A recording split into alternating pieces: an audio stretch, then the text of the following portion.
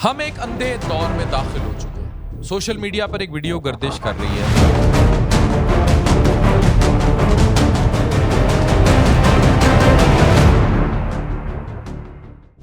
یہ کریکٹر بال ہے۔ کراچی کے علاقے کورنگی ٹاؤن سے منسلک مہران ٹاؤن میں ایک شیطانی شکل کا مجسمہ رکھا ہوا دکھائی دیتا ہے۔ لوگ ویڈیو دیکھ کر چونک گئے۔ کسی نے کہا یہ احتجاجی ڈھانچہ ہے، کسی نے کہا کہ یہ ایک شیطان کا بت ہے، اور کچھ لوگوں نے فوراً نام دیا بال۔ یہ آپ کے لیے جاننا ضروری ہے، اور اپنے ارد گرد جن کے بچے ہیں وہ بھی یہ ویڈیو ضرور دیکھیں، ان سے شیئر کریں، ان کو سمجھ آئے کہ یہ بچے ڈیجیٹلی موو کہاں ہو رہے ہیں۔ یہاں سے ایک سوال شروع ہوتا ہے، آخر بال ہے کیا؟ اور اگر یہ واقعی بال کی علامت ہے تو کراچی میں کر کیا رہی ہے، اور کسی نے کیوں بنایا؟ سب سے بڑا سوال، ہمارے معاشرے میں اچانک ایلومیناٹی اور شیطانی سمبلز کی باتیں اتنی زیادہ کیوں ہو رہی ہیں؟ شیطانوں کے مجسمے کراچی کی سڑکوں پر کیا کر رہے ہیں؟ کراچی پاکستان کا سب سے بڑا شہر ہے، یہاں روز احتجاج ہوتے ہیں، بینرز لگتے ہیں، مجسمے جلائے جاتے ہیں، مگر مہران ٹاؤن میں یہ واقعہ غیر معمولی نہیں، کیونکہ اس میں ایک ایسا نام سامنے آیا ہے جو صدیوں سے خوف، مذہبی طور پر بھی اس کی مختلف کنٹروورسیز ہیں، طاقت اور سازشی نظریات کے ساتھ اس کو جوڑا جاتا ہے۔ شیطان، بال۔ اگر تاریخ کے پردے میں تھوڑا سا ہم جائیں تو معلوم ہوتا ہے کہ بال کوئی فلمی کردار نہیں، بلکہ ہزاروں سال پرانا تصور ہے۔ قدیمی تہذیبوں میں، کنانی تہذیبیں ہیں، ان میں بال کو بارش، طوفان اور طاقت کا دیوتا سمجھا جاتا تھا۔ اس زمانے میں زندگی کا دار و مدار بارش اور زراعت پر تھا، اس لیے لوگ یقین رکھتے تھے کہ اگر بال خوش ہو جائے تو بارش ہوگی، زمین سرسبز ہوگی اور فصلیں اگیں گی۔ اسی لیے قدیم شام، لبنان اور فلسطین کے علاقوں میں بال کے بارے میں بہت ساری باتیں پائی جاتی ہیں۔ ان کے بہت بڑے بت بھی بنائے کچھ علاقوں میں ملتے ہیں آپ کو۔ لوگ اس کے نام پر قربانیاں دیتے ہیں، رسومات ادا کرتے ہیں اور اسے زمین کی زندگی کا محافظ سمجھتے ہیں۔ لیکن تاریخ ہمیشہ ایک جیسی نہیں رہتی۔ جب توحید کا پیغام آیا تو یہ بال اچانک ایک فالس گاڈ بن گیا، چھوٹے جی والا۔ بائبل میں پیغمبر الیاس علیہ السلام کا واقعہ ملتا ہے جہاں انہوں نے بال کے پجاریوں کو چیلنج کیا تھا۔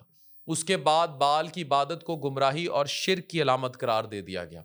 وقت گزرتا گیا اور بال کا تصور مزید تبدیل ہوتا گیا۔ قارون وسطیٰ کی مذہبی اور جادوئی تحریروں میں بال یا بائل بھی اس کو کہتے ہیں، بائل، یہ دونوں ڈیمن کنگ، شیطانی بادشاہ کہلاتے ہیں۔ بعض قدیم کچھ اور روایات جیسے کہ لیسر کے سولمان میں لکھا ہے کہ بال جہنم کے بارے میں ایک حکمران ہے، اور یہ ایک ہے، اور یہ 66 لشکروں کا سردار ہے۔ جو جہنم میں 66 لشکر ہیں، ان میں سے ایک لشکر کا یہ سردار ہے۔ اب اس کی شکل کے بارے میں بھی بہت ساری باتیں کی جاتی ہیں۔ کہا جاتا ہے کہ اس کے 3 منہ ہوں گے، ایک مینڈک جیسا، ایک بلی جیسا اور ایک انسان جیسا، اور بعض روایتوں میں یہ بھی کہا گیا کہ وہ انسان کو انویزیبل کرنے کی طاقت رکھتا ہے۔ یہ سب سن کر سوال پیدا ہوتا ہے کہ یہ قدیم داستان اچانک کراچی کی گلیوں میں کیسے ہے؟ یہاں ایک اور لفظ سامنے آیا جو بار بار بات کی جاتی رہی، ایلومیناٹی۔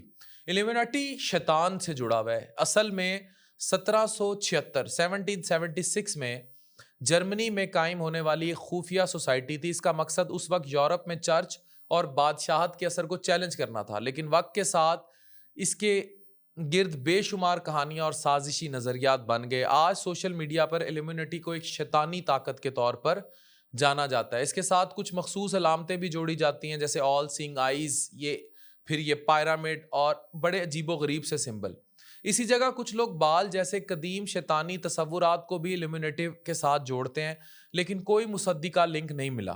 لیکن حقیقت یہ بھی ہے کہ تاریخی طور پر بال کا کوئی واضح ثبوت ایلومیناٹی کے ساتھ نہیں ہے۔ اکثر یہ تعلق انٹرنیٹ کلچر، ہارر میتھولوجی اور کانسپریسی ویڈیوز کی پیداوار ہے۔ اب واپس کراچی کی طرف آتے ہیں۔ سرکاری معلومات کے مطابق یہ مجسمہ کسی احتجاج کے لیے تیار کیا گیا تھا، اور یہ احتجاجی علامت تھی جہاں اس کو شاید توڑنا بھی تھا۔ لیکن سوشل میڈیا کی دنیا میں کہانی ہمیشہ سیدھی نہیں رہتی۔ ایک ویڈیو اپلوڈ ہوتی ہے، کچھ لوگ شیطان سے گردانتے ہیں اور پھر اچانک ایلومیناٹی، سیکرٹ سوسائٹیز اور اکلٹ سمبولزم کی بحث چھڑ جاتی ہے. اصل مسئلہ شاید مجسمہ نہیں ہے، اصل مسئلہ تعلیم کی کمی ہے.